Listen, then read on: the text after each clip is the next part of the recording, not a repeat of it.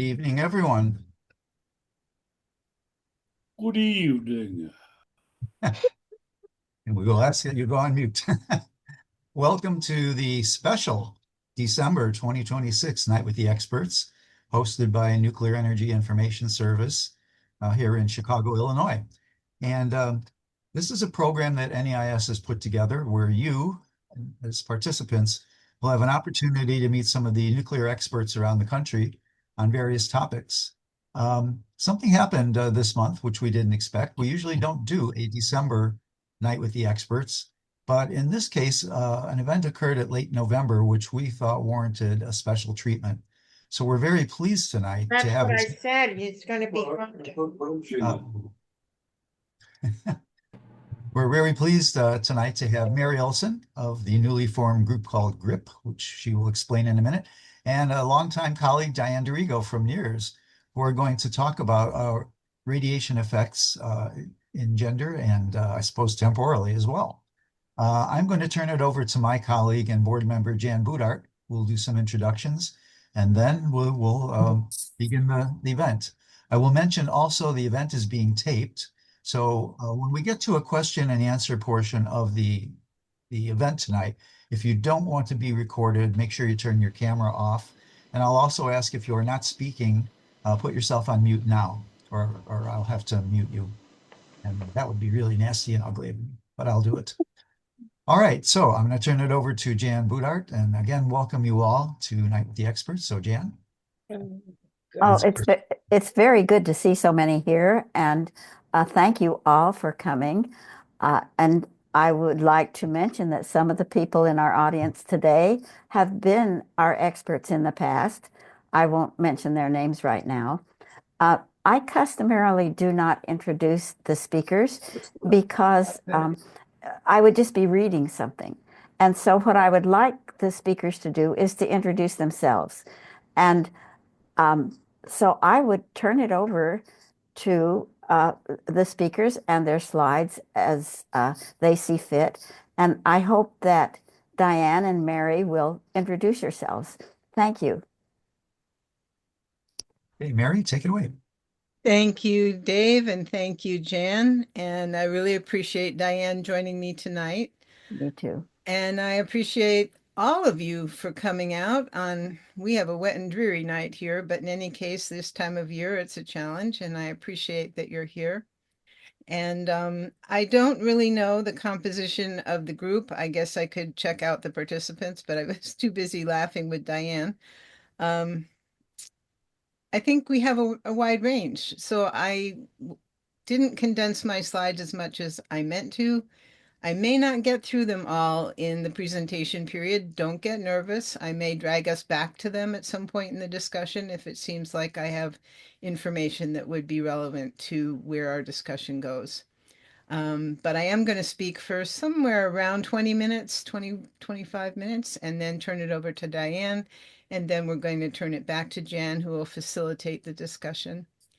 So I am Mary Olson. I have been working on radiation-related issues since the early 80s when I actually was working in a major research institution, and not only myself got contaminated, but discovered with the instruments I had at hand that most of the building was also contaminated. Library books and cafeteria chairs and lots of places you wouldn't expect to find radioactivity. And I also discovered that those areas were not surveyed officially, only licensed areas.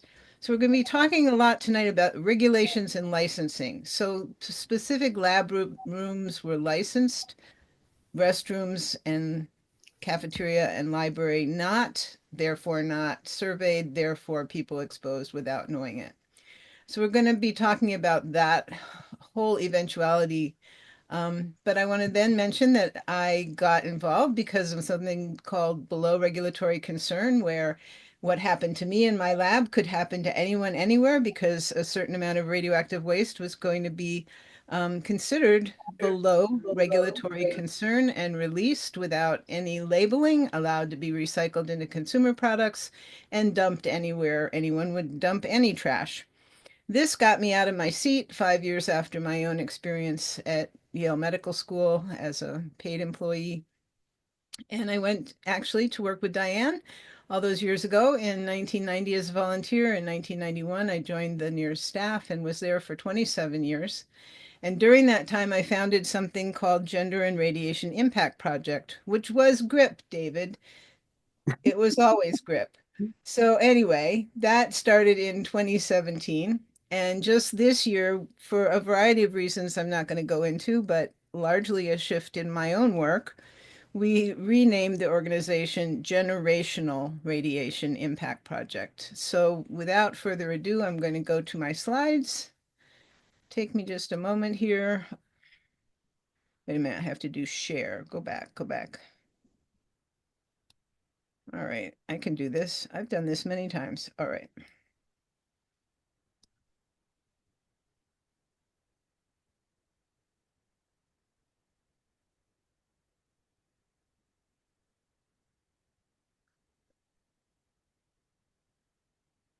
One more step. Now we're there. Okay. We're here tonight to talk about executive orders out of the White House, one in particular that guts radiation standards. And I'm here to bring us into the frame of seeing the crisotunity, as our friend, my friend, and major work collaborator Cindy Folkers says. It's a crisotunity. I will be posting these slides on my own website, which, as you can see right here, is radiationproject.org. Let me just stop and check. You guys are seeing slides, right? Yes, it's Okay, looking good. Okay, good. So there's a lot of information tonight. The citations are in this report that I co-authored, lead author Dr. Amanda Nichols and myself, invited by a UN agency. We did this work and got it published at the end of 2014, presented it this year, and it's got gobs of citations. So you're looking for a site, that's the first place to go. And you can either search the title or go to my website for these slides. Actually, wait a minute. I brought links. Okay, I can't do it while I'm talking, but when I'm done talking, I will put a whole bunch of links into the chat, and that way everybody who's late will get them too. So I'm just really going to try to stay with this theme. This is a very bad situation we're in. I'm going to be describing the bad situation in the next slides, but I want to frame it as opportunity, because when something bad happens, it's a destabilization. And that's what the Trump administration is all about, destabilization. So how can we use this destabilization to accomplish goals that we have? And, you know, it may not be that we all have the same goal. That's okay. But I have to tell you, I haven't talked to a lawyer myself. If anybody does work with attorneys and do litigation, please find out if you can sue over an executive order. We've never been able to sue over radiation standards, but maybe there's a new opportunity here. I don't know. I'm not a lawyer, but we can then say, what do we want to do? What's the big picture here? And as I said, we can have more than one answer, but when we know where we want to go, we can think strategically. Could you ask for people to, or I'll ask for people to mute if you're not. Oh, I've been muting people. Okay, thanks. So when we know where we want to go, we can think strategically and we're more likely to get there. We can pool our strength, we can pool our wits, and believe me, some days I need other people's wits. We can pool resources, and if we're pulling together on key points, we can win. I'm not saying we're going to win on this regulatory matter, but we can use this really horrible regulatory matter to take it home on other things we care about, because this is universal and it's terrible. So let's be sure that we use it for some good purpose. Okay, that's the frame. I'm going to now do some basic stuff. I'm hoping there are some newer people here, and if so, welcome. I need to start by reminding us that radiation impacts our cells. The reason I bring this slide forward is that we can't see radiation, but we can see the impact it has because it chews up chromosomes and you get abnormal ones, and the dicentrics actually are becoming a biomarker. And if we get a whole lot more work on this done, like if someone gets into big data on people who've had cancer treatments that include a lot of radiation, we could actually figure out how to have evidence that could hold up in court that someone has been irradiated. So this is a really important piece. I can't do it. I don't have that kind of science, but I can tell people this is one of the things we need to get the big institutions in there, new researchers helping us. They don't know everything about radiation. They'll just tell you we do. Okay. The radiation has lots of many different outcomes. We now know this. Cancer is not the only outcome, but our government acts like cancer is the only outcome from radiation exposure. It's the only one that's tracked. It's the only one they've put lots of money into studying. And so it is the key marker in terms of health effects. And this slide just reminds us how it happens. On the left-hand side is the energy hitting a cell. That is where damage occurs, our cells. Inside the cell is the DNA. This is one type of damage. It's not the only damage. We have incredible cellular repair mechanisms that can repair some damage, but unfortunately not all. Sometimes the cell dies. If that happens, no big deal. Our body absorbs dead cells all the time. But the problem comes is if a cell has been damaged, not repaired, or not fully repaired, and it sits there. And the more abnormal cells that sit around in our bodies, the greater the chance that some second event is going to trigger them to start growth into a tumor. Now, nobody can prove which abnormal cell came from radiation exposure or which of them will end up as resulting in cancer or some other health outcome. But in general, the more exposure means more abnormal cells equals higher probability that it's going to come out bad. However, the other side of radiation is something called the stochastic effects, which is why we say there is no safe dose.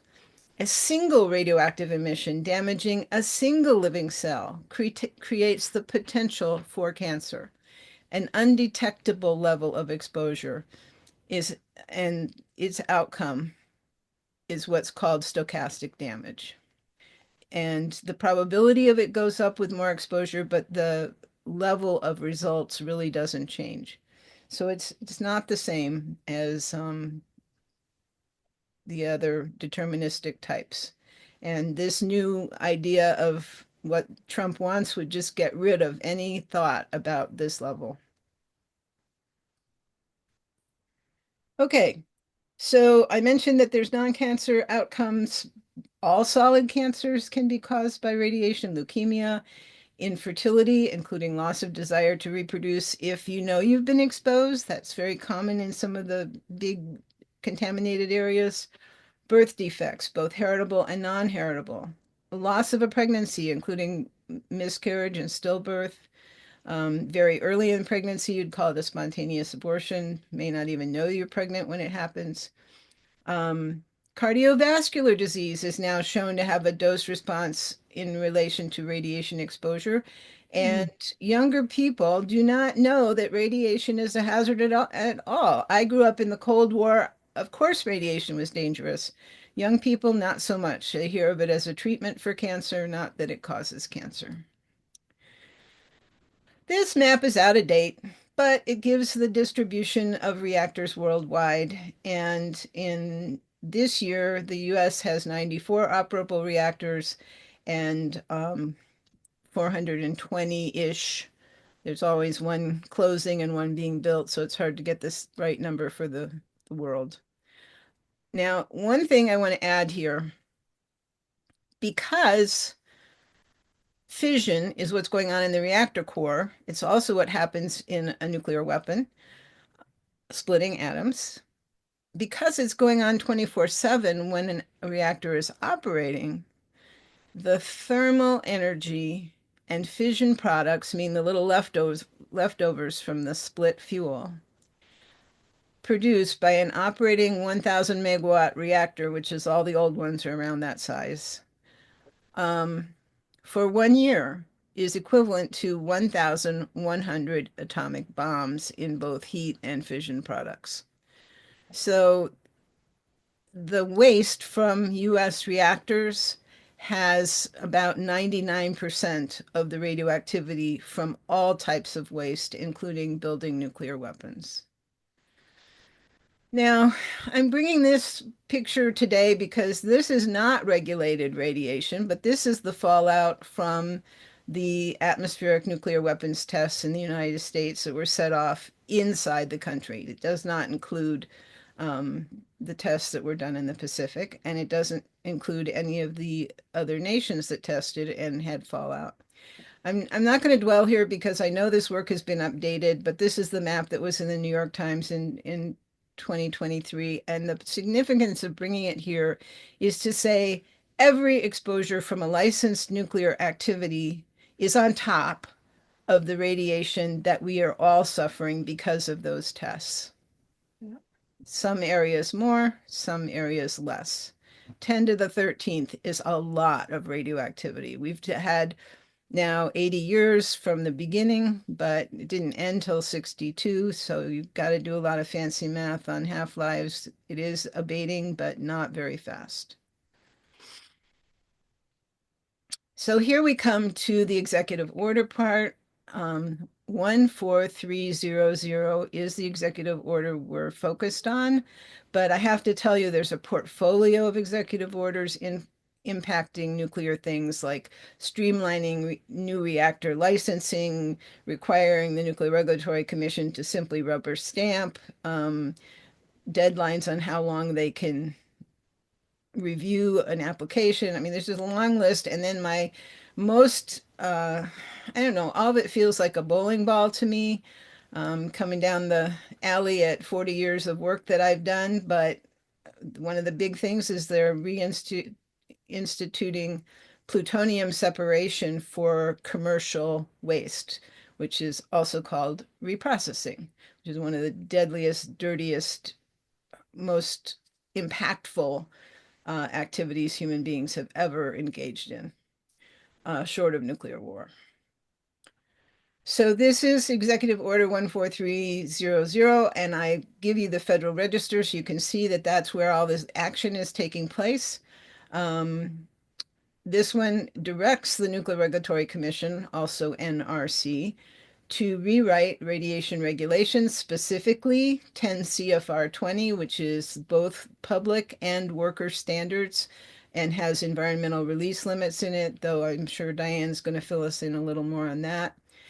We have not seen the draft, so I'm talking about something that's still in a black box at the NRC staff. We won't see it probably unless it's leaked until sometime in February. And then there will only be a 30-day comment period. And thanks to the executive order, there's not going to be any extension on that 30 days.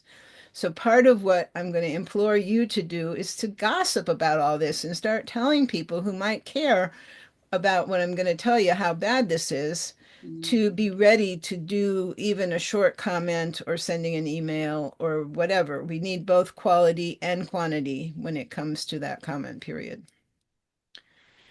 Now, the next three slides are resources that we already have that could be utilized and should be utilized for making talking points and pulling out points for the draft comments. This is work we should all be doing because it's going to be better if we share our wits and our time. But this is an article in the Bulletin of the Atomic Scientists from November 14th, and I'll include the links to all of these when I'm done speaking in the chat. Really important article by Leslie Bloom and Chloe Schrager. Quotes a lot of people that are in here, including myself and Cindy and others, Diane. This is Cindy's column on the Beyond Nuclear International site. She's with Beyond Nuclear, and then Linda Gunter has the Beyond Nuclear International portion. And this talks about the same executive order. And then here is a letter shown from the Google Drive on my website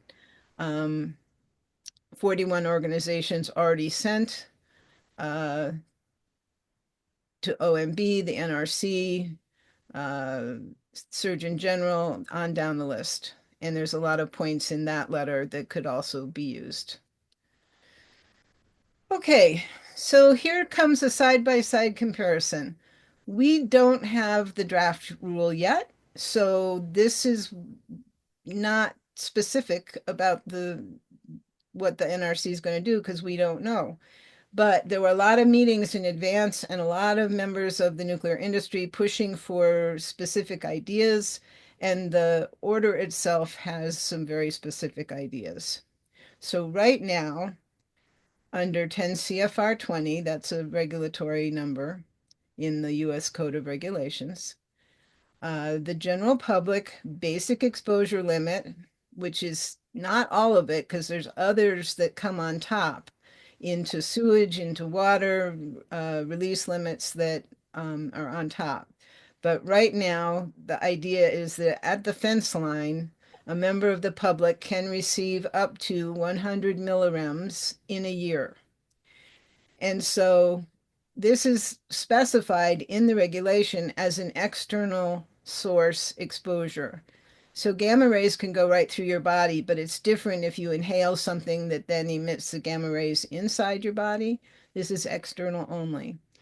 We're going to be talking about reference man in a minute, but it's evaluated using reference man, and it is a linear no threshold model with dose rate, dose rate effectiveness factor, or DREF. So what is coming down the pike from the executive order on the right-hand side of the slide is that they point blank say that the linear no threshold is unscientific and therefore should be left in the dust. And the White House calls on NRC to base its regulations on science. So we're having a basic sort of war is peace kind of moment here, because I'm about to show you all the science that supports LNT, and they just simply say, oh, well, it's not scientific. So then they want the Nuclear Regulatory Commission to establish a threshold and abolish ALARA, and I'll explain that in the slide in a minute. The White House calls for a determinant level, which that's a word we haven't seen before. We have deterministic, which is for very high exposures, like the liquidators at Fukushima and Chernobyl each got very, very high exposures, and many of them got radiation illness, and that's because at those levels you do get sick when so many of your cells are caused to be burned and or die. So then we come to the level. There's been a DOE report that's basically become the top item on the menu, put it that way, for the consideration of what this new limit should be. And the DOE report says 500 millirems a year. So take your 100 and they say, no, have 500 with no explanation other than the fact that they want new reactors, new data centers, and new technologies that are not as clean as we have today. And so they have to do this. They don't exactly say the not as clean as part, but why would they be relaxing the regulations if they didn't need to expose people more? Now, finally, there's a forecast that because 10 years ago, there was a rulemaking requested at NRC by a bunch of real radiation boosters. They requested a limit of 10 rems a year, which would be 100 times the 100 millirems. And so this is really off the charts, but because it was in the portfolio of options, I put it down here. So what is linear no threshold? It's a model. It's not a regulation. And it is pictured on this graph, which is data from nuclear workers. There's a big data set called INWORKS that has nuclear workers from the US and Europe. And Dr. David Richardson, this actually is his slide. He's at University of California, Irvine, sits on many top panels on radiation around the world with the UN, et cetera. And so this slide pretty much shows that as radiation exposure along the bottom axis goes up, radiation occurrence, the y-axis, the vertical one, as exposure goes up, cancer goes up. And it's pretty much in a linear fashion. You can see different plots with different angles of that line, but this is a best fit to this data, showing that even at the lowest levels, there's still a linear line. Now, that study is not the only one. You're going to have to download these slides to get into these studies, but this was provided by David Richardson to show that there's a whole slew of very recent studies, all looking at the same data set that all support the linear no threshold model. And it's pretty much of a consensus from around the world. There's been work on the A-bomb survivors, on US nuclear workers years ago during the Cold War. Many different researchers have looked at it, and they have validated LNT, linear no threshold, over and over again. And the last thing I want to say is I didn't really dwell on the no threshold part. No threshold means that all the way down to zero, because any exposure carries with it that stochastic possibility I talked about on the cancer slide, that there can be a hazard no matter how low. The only way to have no hazard from radiation is to have no exposure. So the Nuclear Regulatory Commission has a policy that's not a regulation, but is in the regulatory section called a LARA, which is to say, don't bump up to the regulatory limit, go as low as basically the polluter is willing to go. Reasonably achievable includes how much it costs and all those things. I've never been terribly impressed, but I think for workers, it has been important. Some corporations have their workers compete to see how low they can keep the exposures. And the way that they do this is to decrease the amount of time in a radiation area, increase the distance from a radiation source, and to provide more shielding. And when it comes to public exposures under a LARA, it has to do with reducing emissions, keeping the stuff coming out of the reactor or other site as low as possible.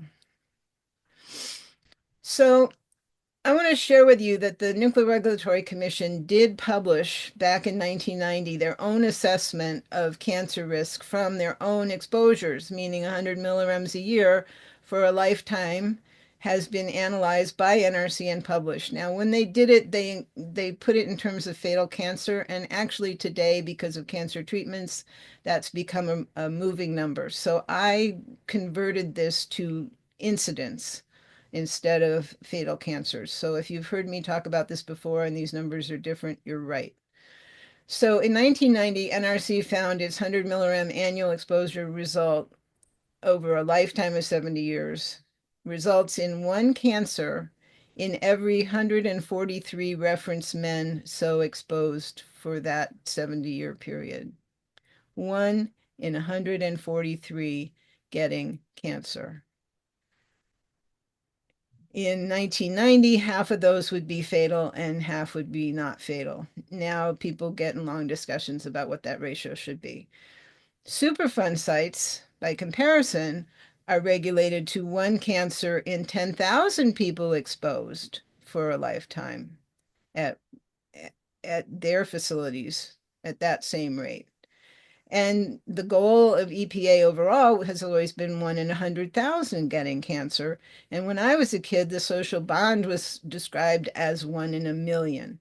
So with our existing standards, without the White House order, we're at 143. Okay, I'm going to speed up a little bit. I think we're going to skip this slide. We've covered it pretty well. But meet reference man. I specified that the regs are evaluated on a reference man. That means that compliance with the license is evaluated, assuming the exposures coming out of the facility are coming to this guy and this guy only. He's 25 to 30 years old, specified as white. He's male, he's 5'7" tall, he's 154 pounds, he's an industrial worker, meaning he lives in a Western industrial or at least urban lifestyle, getting food from the store, public water supply, not drinking rainwater, not drinking well water, doesn't have a garden or chickens, doesn't spend much time outside. So this is not the description of a frontline community member at all. People who have lifestyles that are much more associated with producing their own food and drinking local water and spending more time outside. This is not them. This is, he's not an office worker, but he's close. And then most significantly for me is it doesn't factor radioactivity in air, food, or water. So no internal evaluation, no evaluation of internal exposure at all. So this means that we're centering exposure evaluation on the most radiation resistant part of the human life cycles. And it's really a figure eight. It's not just a simple circle because there's a side that's female and a side that's male. And we're going to get there briefly in a minute. So we need more protection, not less. Setting a threshold is like below regulatory concern. That was a huge campaign. We'll get into talking about it maybe, but we did win it. This one is hard because it's going to be the overall radiation standard. I'm not sure that we can look to directly winning it. But we can take it and apply it to other things because 5 times less protection on 1 in 143 or 100 times less protection on 1 in 143. We're going to look at that in just a second. I had to dig deep to find my no BRC button. Okay, here's the levels, and then I'm going to do like 2 more slides, and then I'm going to turn it over to Diane. So here's that 1 in 143 on the left side that I mentioned, and it is reference man. Overall, the lifetime risk of cancer for females compared to males is a ballpark.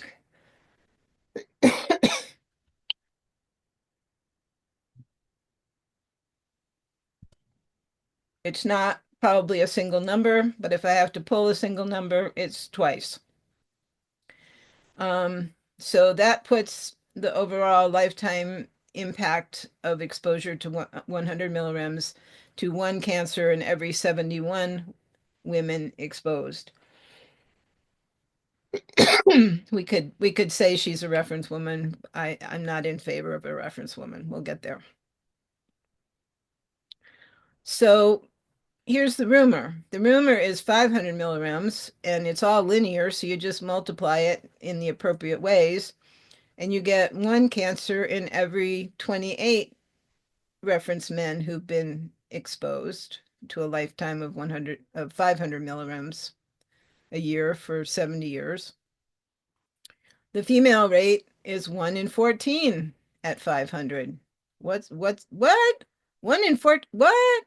Like, really take that in. 1 in every 14 women exposed to the new limit, if it is 500 milligrams, will get cancer from that avoidable exposure. Undisclosed avoidable exposure. So then at 10 rems, this is just draconian. It becomes the 1 in 14 now in men and 1 in 7 in women. So I'm just going to jump through these last slides without much detail.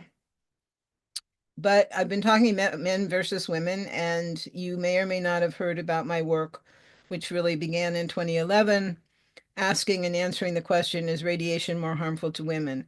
And the answer, which was found in the data from the A-bomb survivors that is in the National Academy of Science report called Biological Effects of Ionizing Radiation, number 7, phase 2, or BEER 7, was published in 2006. There's not been an additional report in that series yet.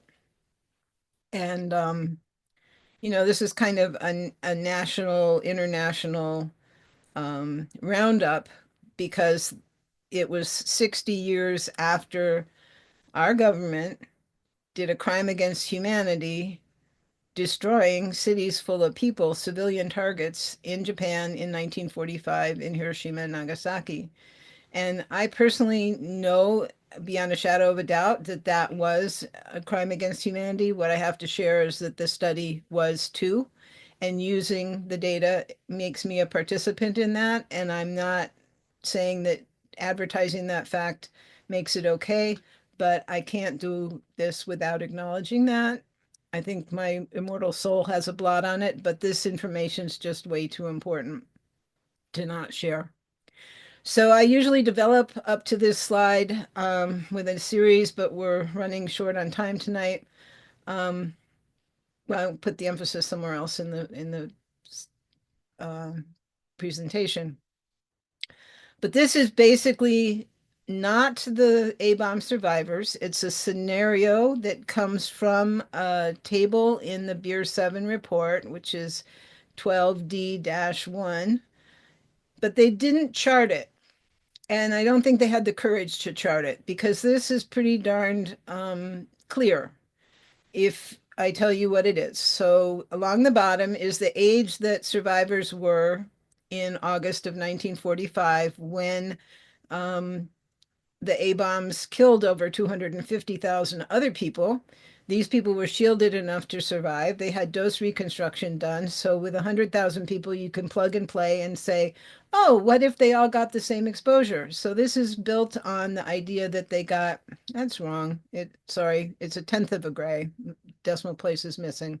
I have to fix that.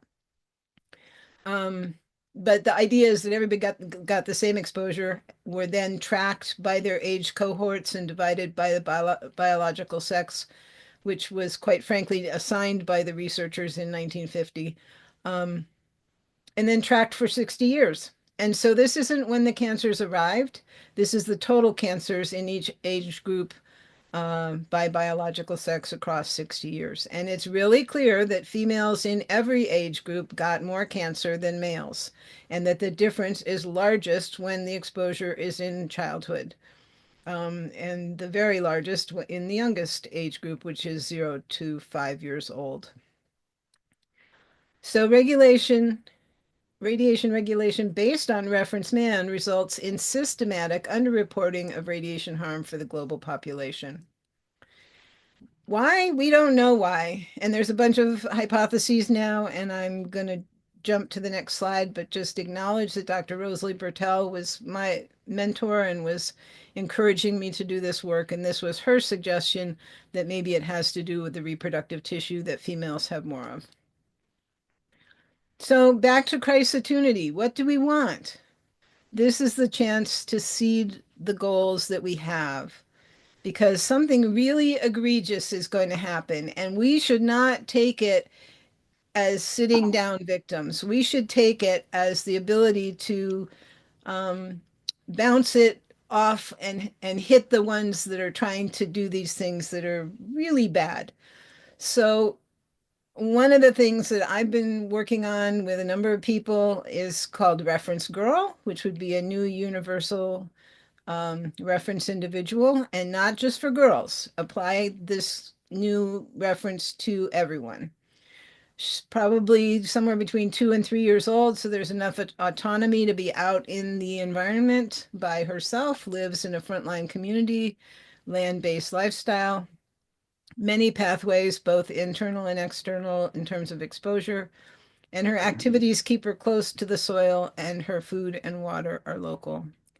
So this is an example of the kind of thing that may have sounded marginal before this executive order. With this executive order and being able to point to these absolutely egregious rates of cancer predicted for males, males are hurt, males need to be protected, but when you double it and show the numbers for females, I believe that people can begin to hear the idea that we need to have a new form of protection. And when we have it, it should be based where people are most harmed, and that would be young girls.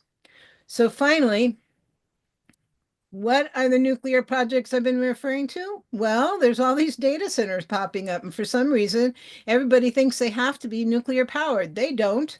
They could have huge local bonds sold for development of any kind of other renewable energy. I mean, nuclear is not renewable, so any type of renewable energy to power the data centers if we really need them.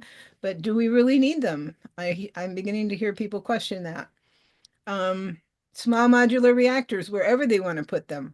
Zombie reactors, which are old reactors that have closed down, have not been used, and are now being moved to restart when the materials have aged and a lot of it's been taken away and it's just a mess.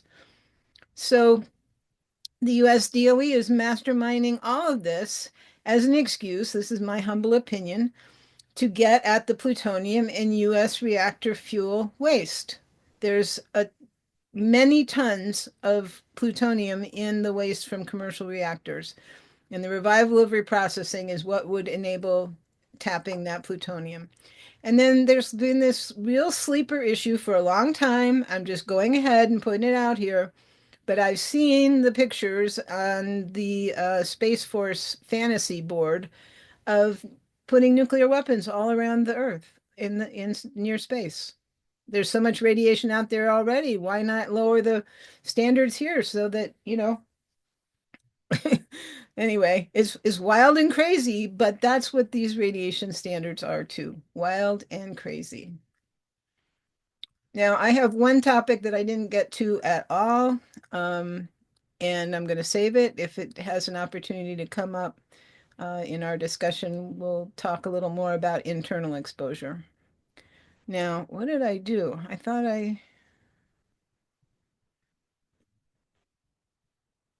oh, sorry, I got lost. Here I am. I did stop sharing. Did I? It's sharing. Go to the upper left that says from the current slide. I think you'll be okay. Okay, stop share. There it is. Diane, I'm going to turn to you. Okay. That's a And I'm tough hoping act to Diane won't follow. forget to introduce herself. Please do. I'm Diane DeRigo. I'm with Nuclear Information and Resource Service, which is a national organization based in the DC area. And I have been here since about 1986. And before that, I worked on nuclear issues in Western New York at watchdogging a then closed reprocessing plant. Mary mentioned reprocessing. So I really started out without an opinion for or against nuclear power and tracking a nuclear site that happened to have high level, low level, transuranic, every kind of waste there from reprocessing and commercial burial.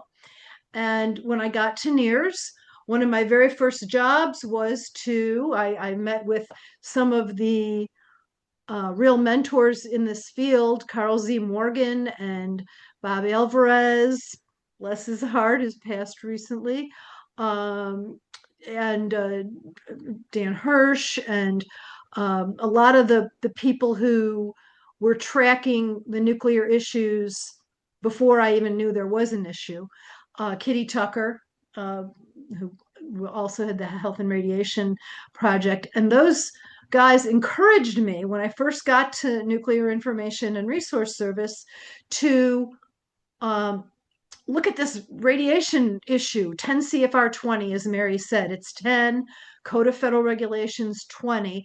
Those are the regulations for the Department of for the Nuclear Regulatory Commission, and then beyond that, there's some for the Department of Energy. Section 20 are the radiation protection standards. At the time, the um, the international push was to get all the different countries to change how they looked at radiation, and they did succeed in changing the definition of REMS. They changed REMS from millirems to millirems effective dose equivalent. So when that happened, this was an international suggestion, and then eventually the U.S. did adopt it in 1992. But we put up a good fight for 6 years, and the upshot was that the allowable radioactivity that can be released into the air and water and expose the public and workers went up for 87% of the radionuclides. Some of them went down, some of them stayed the same. At the same time, the decision was made that the public could be exposed to 100 millirems per year, 50, and so the NRC assumed that 50% of that half of that would come from releases into the air and half releases into water.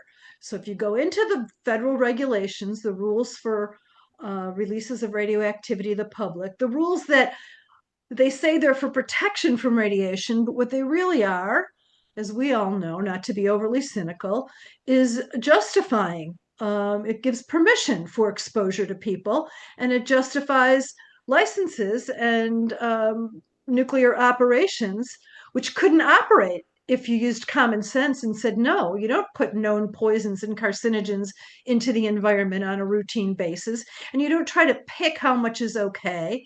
And they do base what's okay a lot on what they need. So it makes me wonder now with the Trump administration and these executive orders, do they really need to raise the worker doses, double them for the US and 5 times more for the rest of the world?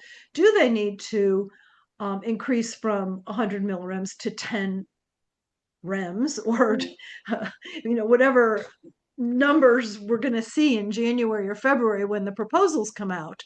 I have looked at some of what the nuclear industry proposals, and the Idaho labs put out a report with a wish list of what they would like. And one of the things they wanted was to do away with the linear no threshold model, to pick a deterministic determinant level below which you don't have to regulate, and then to do away with as low as reasonably achievable. So the let me just go back to the 1986 to 1992 time period. So at that point, we worked with and got resolutions passed around the country calling for opposing the weakening, what was being touted as a strength, an updating, but actually was a weakening of radiation protection. We had several unions that were going to sue if it happened. And by the time the NRC finalized its rule in 1992, the unions did not choose to sue. So those rules went into effect. The concentrations went up for many of the radionuclides that are listed in the allowable release tables, and there are hundreds of them. And the worker doses, which internationally, workers are allowed to get 2 REMS per year. And there's an equation, n minus 18. So you can get 2 REMS a year for every year of your life after the age of 18. So if you start later in life, you can catch up. But the US kept its 5 REMS per year. It did not go down to 2. What these Trump orders seem to be pushing for, or the pushers who pushed Trump to do the Trump executive order, seem to be pushing for a higher dose still, a 10 rem dose for workers. So yeah, and I misspoke a few minutes ago. It's they're pushing for 10 rems for workers and increasing up to 500 millirems for the public. But as I said, these are just different agents, different organizations, pro-nuclear groups wish lists. So we'll see what the the nuclear regulatory proposed rule comes out with in January or February of 2026. So at that time, we lost on a lot of it.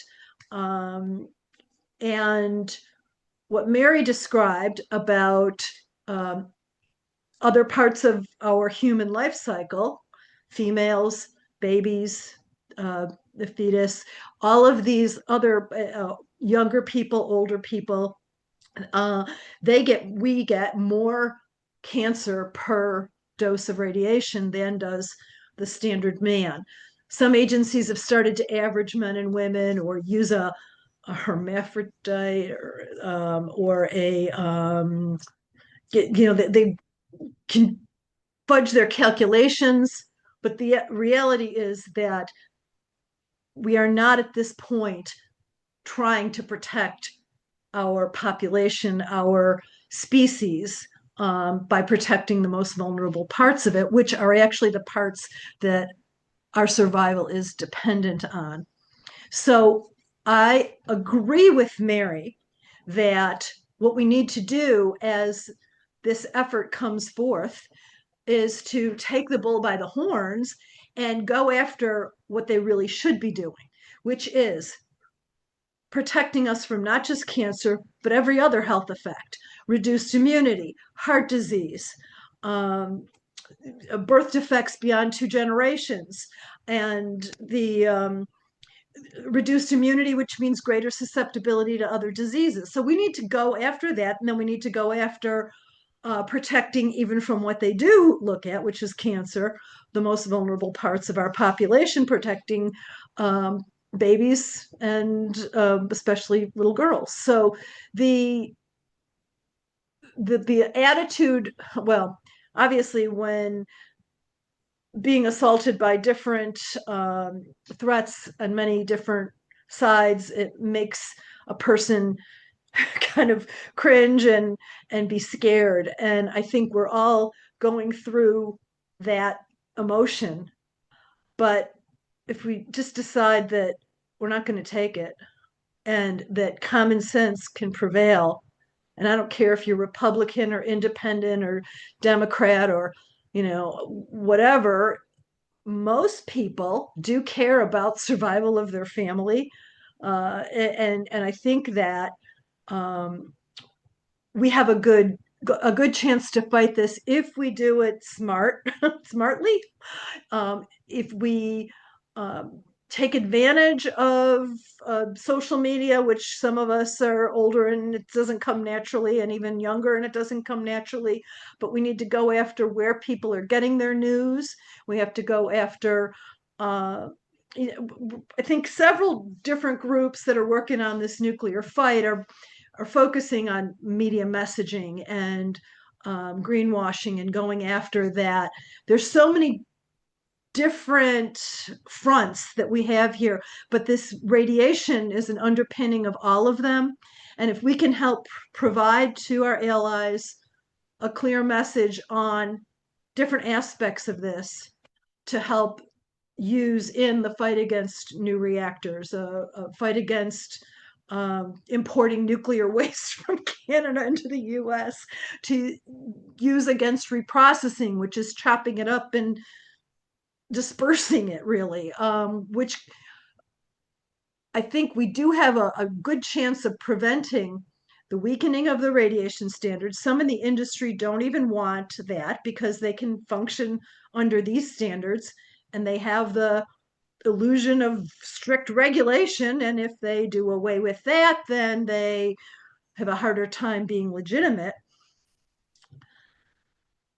And then with regard to deregulating, I think there's the deregulation of waste materials, emissions practices. That's what the Nuclear Regulatory Commission proposed back in 1990. And we worked together and overturned that in 1992. Congress actually overturned the policies to deregulate, to declare some waste below regulatory concern. Mary's got her button on, I see. It was a fight that united a lot of folks that didn't always work together, but nobody wants nuclear waste in their frying pans, their belt buckles, their toys, their building supplies. So that is a winnable fight if we take it on.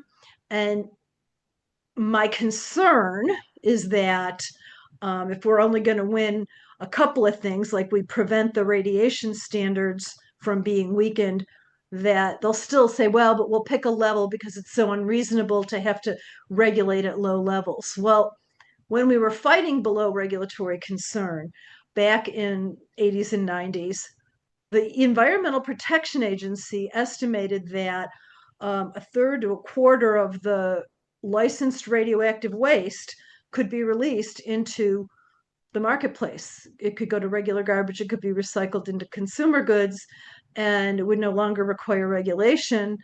And so any level, any clearance level or below regulatory concern level, de minimis, especially if it's in terms of dose, is a blank check to allow radioactive materials out into the marketplace unregulated. So that compromise is a pretty important one for us to not agree to. I mean, to fight. I think we can fight that one, but I think we're going to have a few different pieces of this challenge. Mary mentioned ALARA, as low as reasonably achievable. Not only is that a concept that's used in the workplace and in the environmental exposure arena, but in doctors' offices, in places where people go for radiation diagnosis and treatment. The workers there, the clinicians, the patients, most of us, they're supposed to give us as low as reasonably achievable. The administration, if they were to do away with the LARA, it would affect pretty much all of us that have anything to do with medical radiation. So that's one, as Mary said, it's not one that we had focused as much on as we're taking on the industry and its efforts, but it is a very important one nonetheless. And so with that, I think I've pretty much covered a little bit of the history and what the executive orders are calling for. And I do strongly encourage us to think together about good ways to take it on and to coordinate our winning battle that we're going to have against this. Thank you very, very much, Diane. And I want to say it's really admirable that you are working in this field and that you're a source for all of us. Anyway, Look, everybody's got their hand up. Their name starts with C. I'm seeing thumbs up. I'm seeing hands up. I'm seeing hearts. So, but I really want to thank everybody for coming, and I really want to thank our speakers.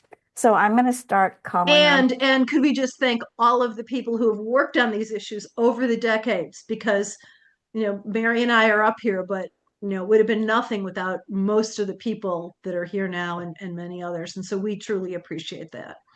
Yeah, we have an absolutely great audience tonight, I have to say. And one of the largest ones we've ever had. Okay, so let's start going to the questions. Now, I don't know if you all know the rules, so I'm going to be quick. You may ask one question and get one follow-up. Then, if you have another question, you'll need to wait until the end. And if there's any more time, you may ask your second question. So you get a question and a follow-up. And if you're making a comment, instead of asking a question, I'm hoping to keep you to 3 minutes if I can remember to set my phone. So we're going to start with Catherine Skopik. Jan, just yeah. one thing before we move on. I want to remind people we are recording the event tonight, and we'll make that a recording available on YouTube shortly. If for some reason you don't want yourself to appear in the recording, make sure you turn your camera off before you come on and ask your question. And then we'll get to some other information at the end of the session tonight. So back to you, Jan. Thank you. Okay, and I'm hoping we can talk about our future night with the experts. We're having a series. Okay, Catherine, please ask your question. Catherine Skopik. Unmute, Catherine. Oh, there you are. Good. Okay. Thank you, Jan. Thank you, Mary. Thank you, Diane, and all those who have gone on before us, Helen Caldecott, and so many others who've helped lay this groundwork. My question is this: as this is data-based, the level of radiation, do you foresee the need for all of us having Geiger counters or something to that effect so that we can measure when we go into the doctor's office? What are those radiation levels? Whatever the standards are going to end up being, whatever those numbers are going to end up being, we're going to have to be able to count them. We're going to have to be able to know what those numbers are. So whatever standards are set, we have to be able to say, hey, this is what was at the doctor's office today, or hey, this was in the water, or hey, this was level in the garbage or the food or whatever. Mary, can I go Yeah, first? go ahead. Okay, so back in when the below regulatory concept was put forth, and the below regulatory concern concepts were proposals were being proposed and adopted by the NRC. We actually had to sue as well as get Congress to reverse the policies.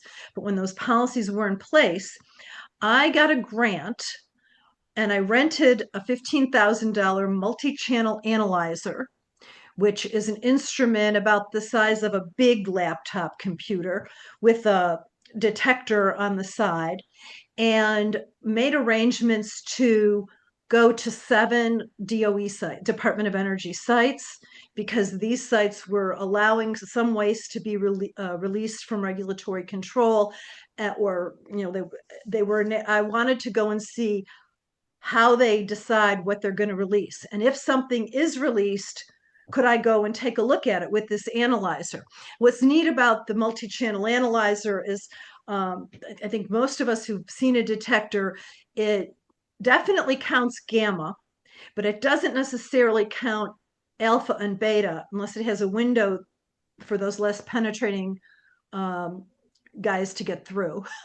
And so you get some idea of the amount of counts per minute of alpha, beta, gamma if you've got, say, a red alert or some of the instruments with the window. So this one not only told us the counts per minute, but I put into the library all the isotopes that I thought might be at the sites I was going to, and it would tell me how much of plutonium-238, say, at Mound, and so I was very sad to see that our handheld detectors really didn't, they were telling me 20 counts, 30 counts per minute when my multi-channel analyzer was detecting plutonium and other radioactive elements. So yeah, we do need Geiger counters for situation. The other lesson that I learned from that was very infuriating is that, sure, you can measure radioactivity, but you need expensive equipment, you need training. I mean, I took a 2-week training class, as did my other person in this study, and we still had trouble with the instrument. So it's an expensive proposition, and it's frustrating. And yeah, we should get our detectors, but if only we had our detectors, it would tell us everything. So I'll let Mary take it from there. And I think, wait, let me just say one more thing on a more positive note, is that right now, supposedly, radioactivity is not supposed to be getting out in the United States. Other countries have adopted this stuff, but in the US, we're not supposed to release it from regulatory control. It's supposed to stay in a facility that's taking care of the waste because it's radioactive. And if stuff gets out now, it's really not okay. If we legalize it and we say it's okay to set some amount of release, we're never going to be able to say, oh, but that was a legal amount or a not legal amount. We have to really hold the line and prohibit the deregulation of the material. Thank you, Diane. Thank you. And I did just you? want to add, can I add just one little thing? Please. Norma's here tonight, and she sent me this dear booklet that is from Japan, and it has how to record all your exposures inside. And there's people in Japan doing this. My mother, my dear mother, was very pro-nuclear, taught me what a Rankine unit was, and said that Pro-nuclear, your mother? oh yeah. So but she was concerned that nobody was tracking lifetime exposures amongst the public. And the thing is that the public is not informed. The public doesn't have an opportunity to consent to these things. In the medical realm, you're sort of informed and you sort of consent, but if you live near a reactor, you may not even know it's there if you're 5 miles away, and you certainly don't get to say yes or no. And radiation is hardly ever documented independently. We need to be doing it more as a community, as individuals, as local officials. I think it should become de rigueur in the next year to have these conversations at the local levels to say who is monitoring and how do we keep track, and you know, get all of those people to make comments. I mean, we're only going to have 30 days. So part of the purpose of this meeting tonight on the front end of the holidays is so that all your holiday parties, I'm not going to say your family time, but when you go to holiday parties, say, I'm going to send you a draft comment for you to send in February. I'm just warning you now. You don't have to have the whole conversation, but just tell them it's coming, because we got a flash in that pan.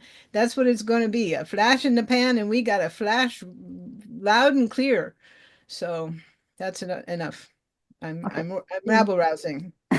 Thank you. Your question was great, Catherine. Now, Cynthia had her hand up twice, and I would like to call on Cynthia, but she did put something in the chat just now. Cynthia, did you have a question you want to ask? Because your hand was up early. Yeah, no, I'm good. I just had stuff to say. Yeah. I'm trying to think of pressure points and way to build the movement against this onslaught on LNT, which is already not protective enough. And I Yeah. think maybe go into it in some clever ways, like really pushing points that LNT doesn't cover already. And there are some, and they're the ones that some of us care the most about because of pregnancy issues and non-cancer impacts, which LNT doesn't seem to cover. And I'm also thinking that we could use the hatred of data centers that is now nationwide and building to oppose nuclear power, but also bring in the radiation piece and use that as an educational bit. And then finally, I wanted to share, and I put in the chat, the report where NRC has made a determination to maintain the LNT, and that was in 2021. And so for them to backtrack on that now, I think would be a problem. And it might be a legal problem, but I'm not sure about that. But that was something that I thought, if they just made the determination, they reaffirmed LNT in 2021, going back now and saying we're going to completely abandon it looks really, really fishy. And so that was just another thing that I wanted to share with everyone. And that's it. Thanks. Okay, thank you for continuing Mary Olson's rabble rousing. Okay, so our next questioner is Connie Klein. Go ahead, Connie, unmute yourself. Good to see you. To see all of you too. Thank you guys so much for this. I think Cindy just touched on my question and then a suggestion. there was a petition filed with the NRC. I'm going to say 2011, but I'm not sure if that's the year. I'm sure other people know. Basically, to get rid of LNT, to get rid of the linear no threshold. And Cindy just mentioned that I think it took like 10 years, but the NRC finally did deny the petition, and so reaffirmed, excuse me, reaffirmed LNT. So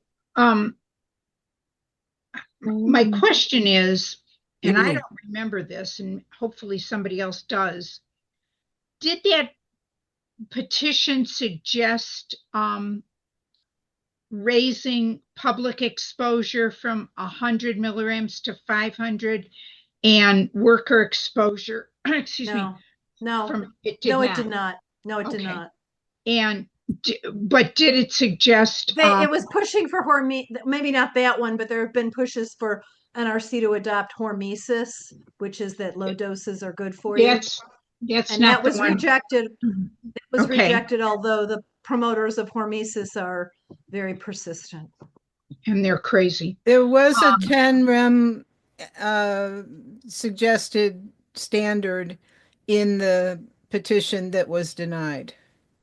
And that was for That's work. the origin of the 10 rem in the current discussion, was that rulemaking. Okay. And that was for workers from No, 5. it was for everybody. Everybody. Oh, okay. That was my question. I apologize. I gave you the wrong answer. Okay. Well, you're forgiven. Thank you.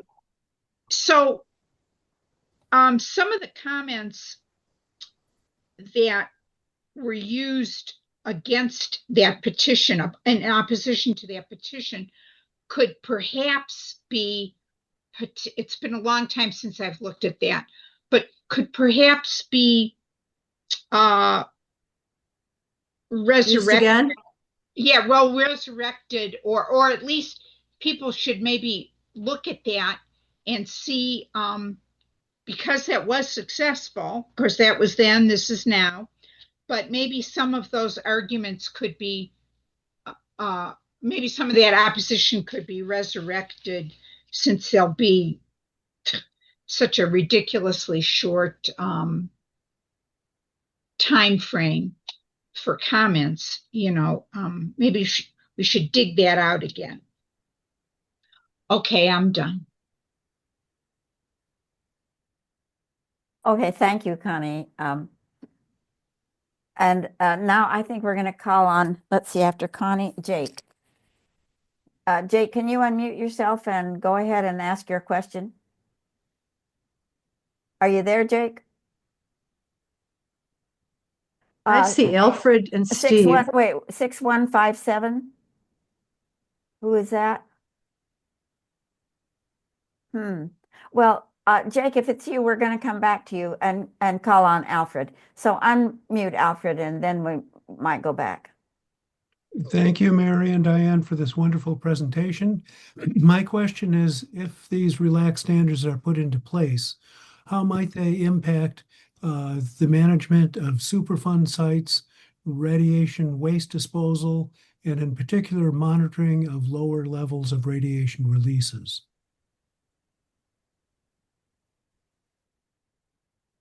Dee, do you want to start? Well, the EPA has a risk range. Well, the NRC is supposed to consult with the EPA, the Department of Defense, or is it still Defense or is it War now? And the Department of Energy in its changing of the standards. We already have a situation where EPA is pretty much more protective on many levels, one of them being Superfund sites. And when the cleanups are taking place, if an NRC, there's a memorandum of understanding now between the NRC and the EPA for cleaning up sites that are both radioactive and hazardous.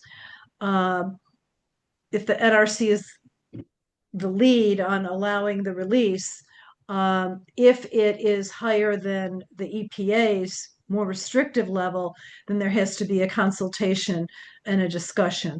And EPA's general overall risk range for any pollutants, including radionuclides, is a 1 in a million to 1 in 10,000 risk of getting cancer.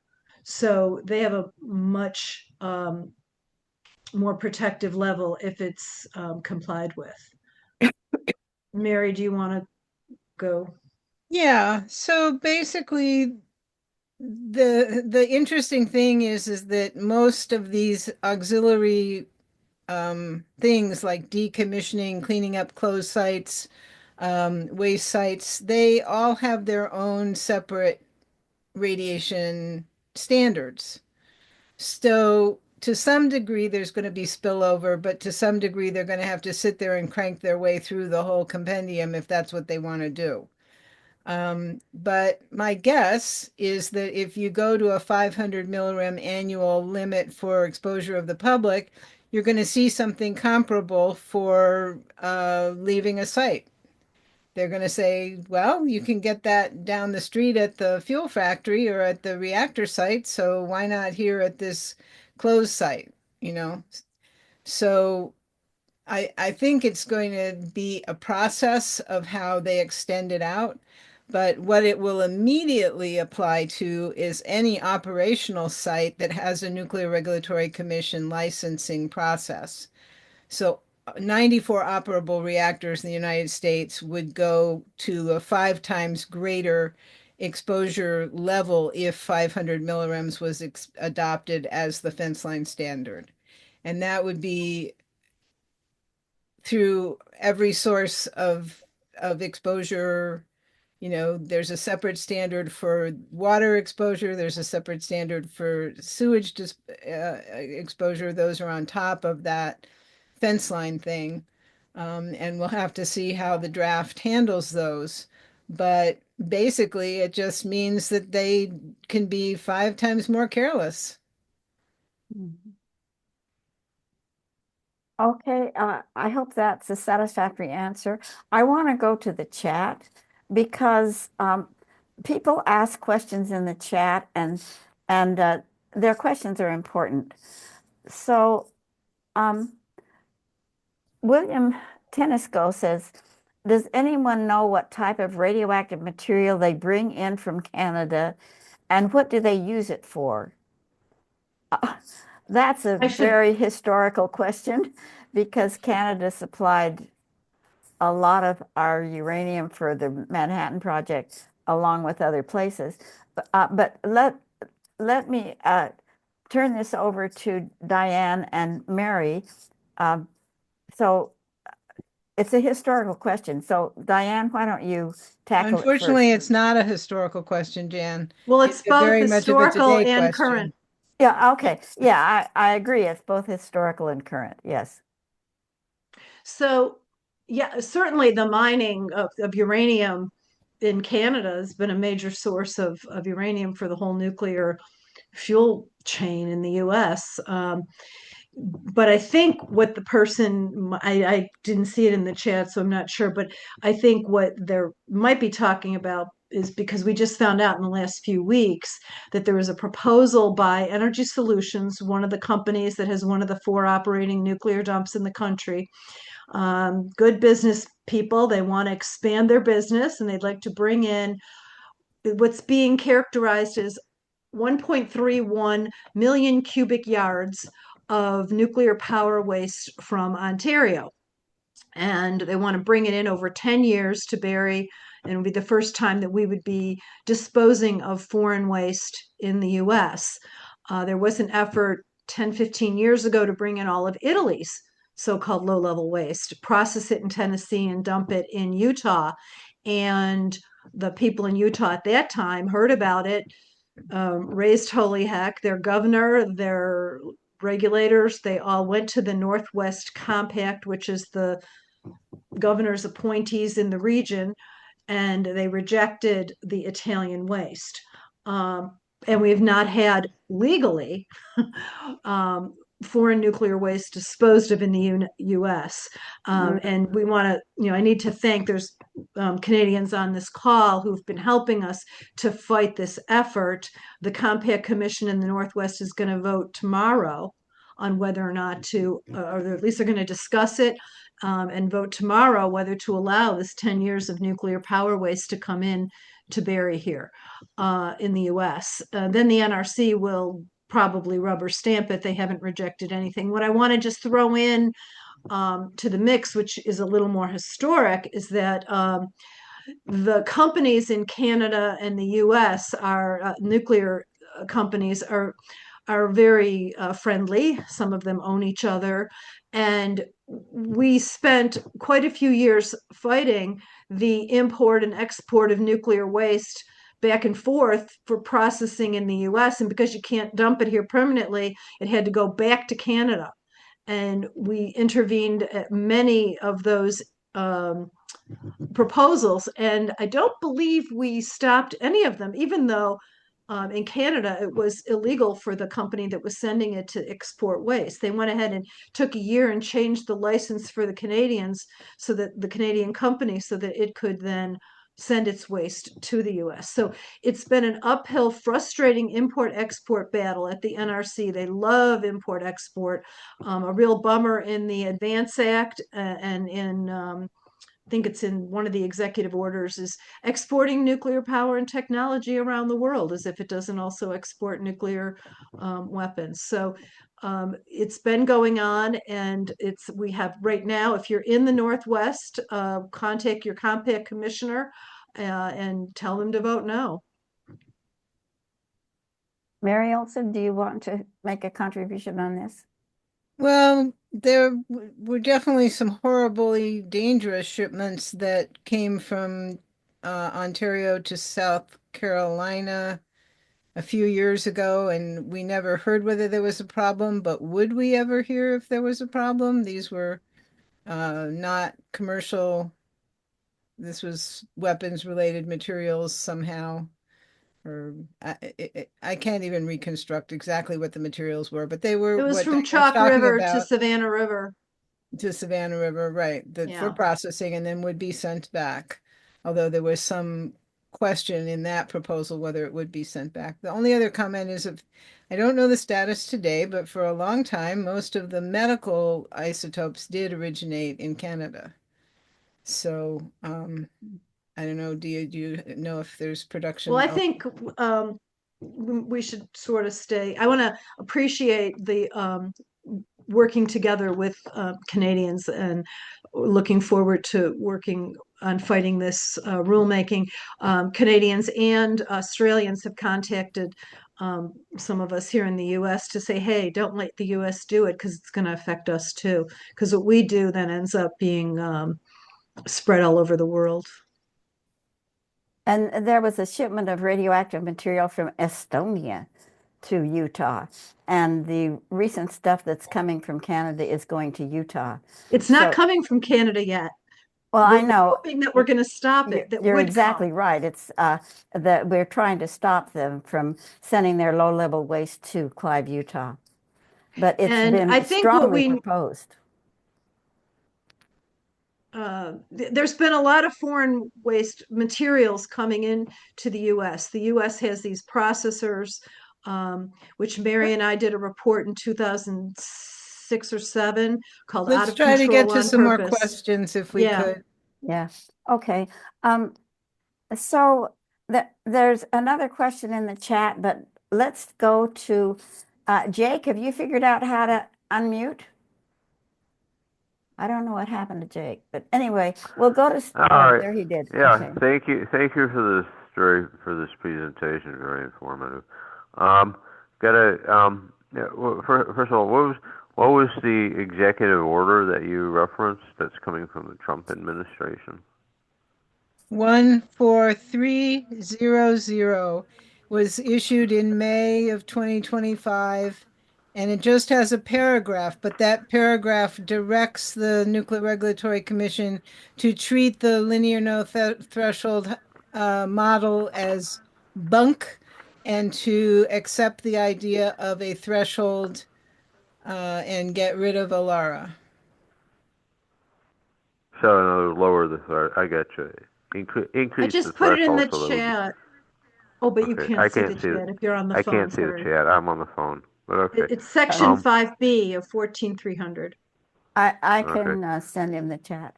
Okay, Steve, Okay. would you please But ask? I get I have a follow-up question, which is that if they go ahead with this project of building more nuclear power plants in order to increase the power supply, most of which will go to running these huge AI data centers, the question is who gets to pay for it? Is it going to be paid for entirely by the investors, or is it going to be a big public subsidy? In free market system, the people who intend to who are looking at making the profits off of something like this are the ones who get the money. You It get my wouldn't go drift? anywhere without government money. The Department of Energy is giving the 400 million to two different entities just in the last couple of days. They're giving money to um, new reactors. There are states that are giving subsidies. We're talking in the billions of dollars. New York Governor Hochul wants to have 33 billion to keep the old reactors running. It's never going to, well, there's some billionaires that put money into the proposal down in Texas to build the Trump uh, four reactors in the Panhandle, and Yeah. yeah. Right. So the short answer there is, well, our demand should be no. If this is such a good, if the people who are going to make the most money off of think it's such a good idea, they should be fronting the money. The demand should be no public money, no public subsidy for either the nuclear power plants or the Nice. AI data centers. You get my drift? And they renewed Price Anderson as well in That's it. 2020. Yeah. Okay, it is now 8:27, and our meeting theoretically goes an hour and a half. But almost always when we have this much activity, we ask the speakers if they are willing to continue answering questions from people who are wanting to talk to you and discuss things with you. I And so can what, stay up to another 15 minutes. Unfortunately, I'm a little weary having a little bit of health issues tonight. So okay, yeah, and okay, 15's fine. That'd be great. okay, 15 more minutes, and the next questioner is Steve Beers. Good. Thank you. Ms. Olson was very eloquent about how the reference man and linear threshold or no linear threshold hypotheses might still not be conservative enough, that they might undercount casualties. And one comment I have before my question is, it seems like tracking medical exposures, which we had the opportunity over 80 years to do, would settle the low dose controversy like down to the lowest dose possible. We could know precisely what the damages are. So I wonder why we haven't been counting that in a meaningful way. But my question is, could this be a more than linear response? Because the promoters of the threshold hypothesis say we've been bred over millennia to absorb a background radiation dose from cosmic rays and so forth, and we have repair mechanisms. And it's like, yeah, but anything over we've been bred for might have a disproportionate response, not a proportional one. I hope that's not too esoteric, but I guess the final question that I'm wrapping around to is Dr. Richardson's uh, uh, work. What's the lowest dose where they've detected an increase in cancers? Was that for in utero exposures? How much radiation? I'm just curious.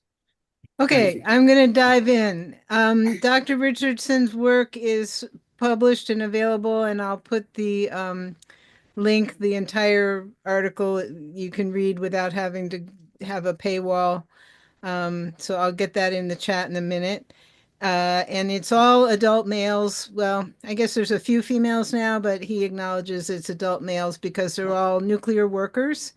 It's a data set that's being constructed by researchers in, well, around the world, but they're European and US nuclear, I think they're all nuclear energy workers. And so it's not where you can ask and answer questions about age of exposure or biological sex for the most part, though he does think it's that there are getting to be more women coming in. And I said, bad, bad, bad. And he looked at me and didn't say anything. So I don't want more women to be exposed in their workplaces. There's plenty already in other workplaces. We need to trend away from that. That's my humble opinion. I won't tell an individual what to do or not do. But so all the way down to extremely low exposures. They have in the data set the office workers in the facilities and other people who are not directly being exposed as part of their workday, but are badged for purposes of study. And so they are going into extremely low exposures in the InWorks data set. And you have to have really large numbers to talk about really low exposures and whether it's causing cancer unless you have something like a biomarker, which is why we need a biomarker. Okay, this is what's happening at home. We have a dog who will not wait anymore. I'll be right back. You're next, Diane. Well, I was gonna go on to the next question, but in case it's Well, for Mary. I want to just add one more thing here. Okay. So you were bringing up the idea that some people have definitely found in the data the idea that at the low end of exposure, you may in fact have more harm per unit of exposure than at the higher end. Now you still have more harm at the higher end because they're higher exposures. But if you're taking per unit of exposure, Dr. John Goffman and others showed that there is a superlinear response. In this little roundup of total radiation nerds that I got to hang out with who were responding to this executive order, many of them very pro-nuclear, they were having an agreement that it doesn't matter what the shape of the line is, if the question is whether it goes to zero or not. Do you have a threshold or not? Because down in the low end, the numbers of exposures are all low, depending on, a little more or a little less in those low end exposures. So it's not a showstopper for the people who work on radiation regulation. They just say the big question is whether it goes to zero. And so that's the threshold question. Is there a safe exposure? And I always bring up what Dr. Helen Caldicott put in her book, Nuclear Madness, because I agree with Ian Fairley. Cancer comes from a single cell that has become abnormal and is triggered to basically reproduce out of control. A single cell. A baby comes initially from a single cell. You don't need a whole lot, you just need a direct hit. And if you get a direct hit, that exposure is so low, you can't measure it. So that's the point about radiation. It can kill you with an exposure so low you can't measure it. Is it going to do that every time? No, thank God. No. Are there repair mechanisms? I think there are. I've seen indications that there are in the literature that seem pretty solid to me. But are they perfect? No. And then finally, the part about background radiation. Yeah, there's some of the same elements in nuclear waste, but for the most part, not. And the fission elements are not something we grew up with as a species or life on the planet Earth. And they are wreaking havoc in ways that has never been acknowledged. And the slides I didn't get to tonight document work with a scanning electron microscope, looking at the emission of particles inside the body from radioactive pollution in air, food, or water, and debunking the current methodology for evaluating internal exposures. And I think I'll just promise to write a blog in the next month or two. So visit radiationproject.org, sign up for emails, that'll put you on the list. And when that blog comes out, you'll get it. And it's really important insights that are coming out of the work of Dr. Marco Kaltofen. And unfortunately, Philip Plato is now deceased, but the two of them published this work where they actually looking at it with an electron microscope and measuring it at the micron level. And instead of a coefficient of multiply external fence line measurement by 20 to get an alpha exposure internally? No. Kaltofen and Plato are showing 10 million times more damaging than the external exposure at the fence line. So the fact that reference man does not include internal exposure didn't include the times 20. We have to take this whole mishmash to the bank and say it's been wrong all along. And finally, we understand how and why the people who are sick in communities and the people who go out to those communities representing one institution or one agency or another. Cindy Folkers and I have coined the phrase the briefcase effect, because in the briefcase is all the current regulations and all the different, guidance documents and all that. And they go out and they say, well, clearly you're sick, but your radiation exposure is so low. It can't be the radiation causing your illness.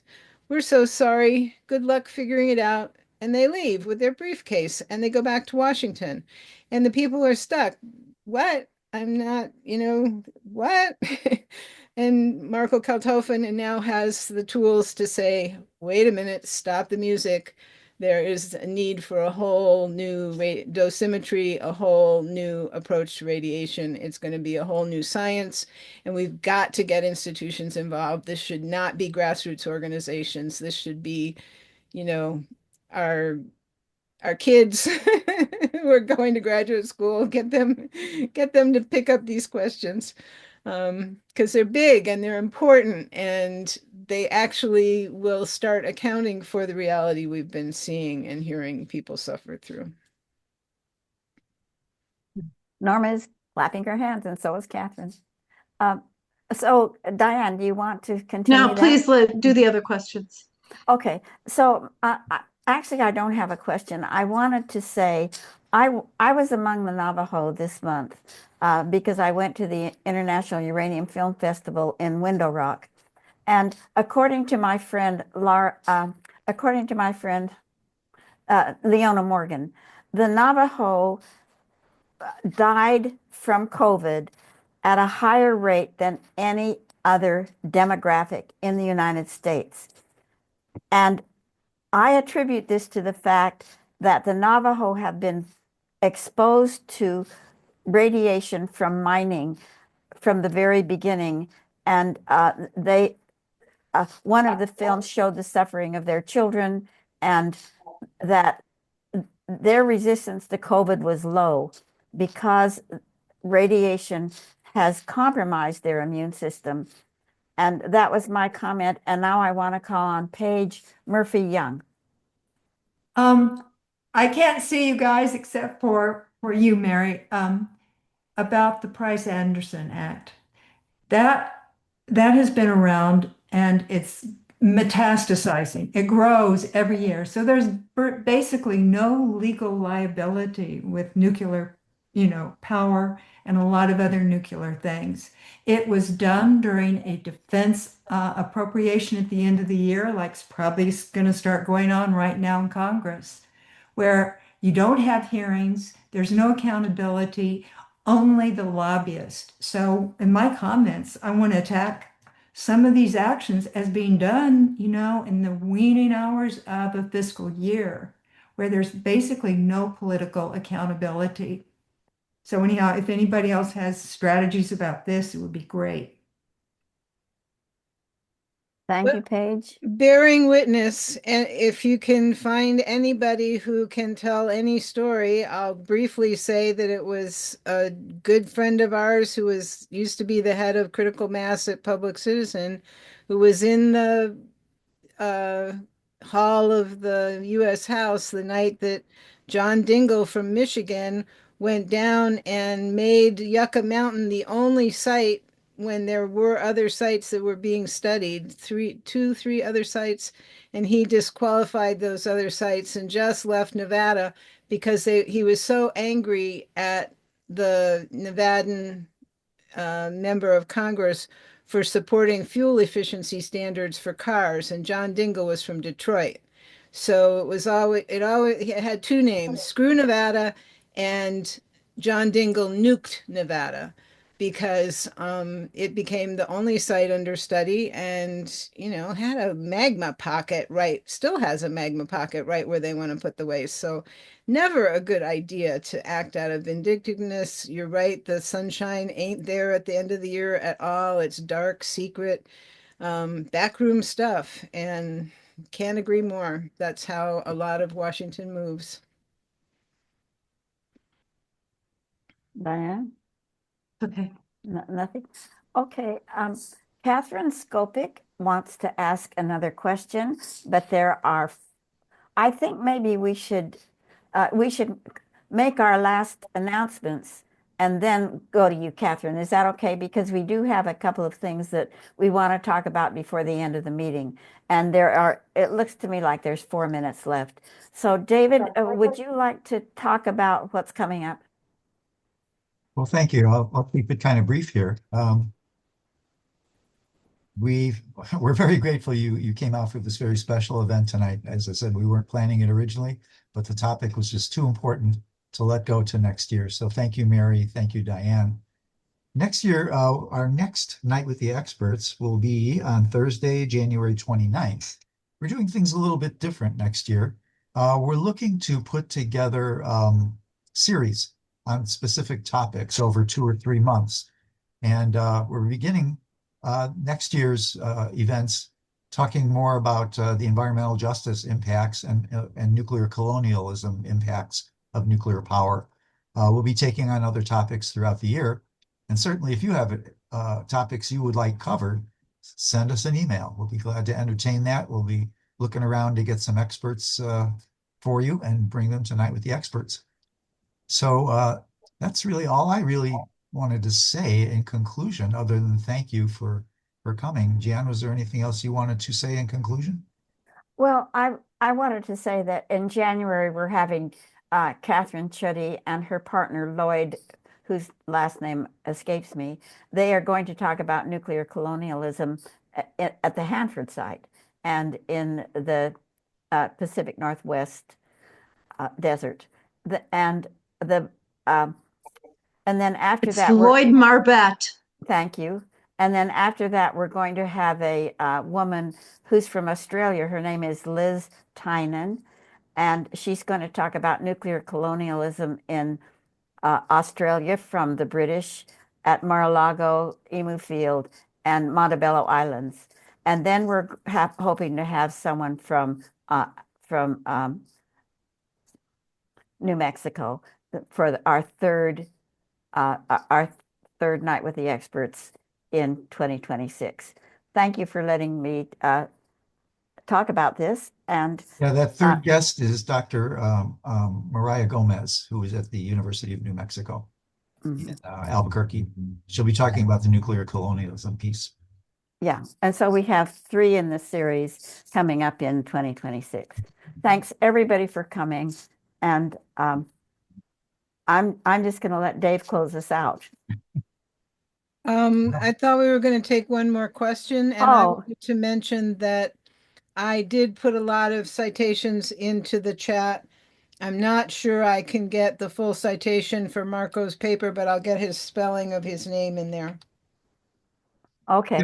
On the issue of the chat, everyone who attended tonight and registered for the event will be getting a text copy of the entire chat, which is just dripping with links to keep you busy all during the holiday season when you're snowed in from wherever you are. In addition, as I said, we will be posting this night with the experts as soon as we can, probably within the next week. And you can look forward to it on the NEIS YouTube page. So on that note, Well, there's one more Mary said question. she was up for one more question. So Yes. Catherine, unmute yourself and ask your question. Oh, you got to unmute, Catherine. Thank you very much. Thank you, thank you. How is radiation measured now? If the NRC is putting out these requirements, they have to be able to measure it in people. How is it how is it measured now?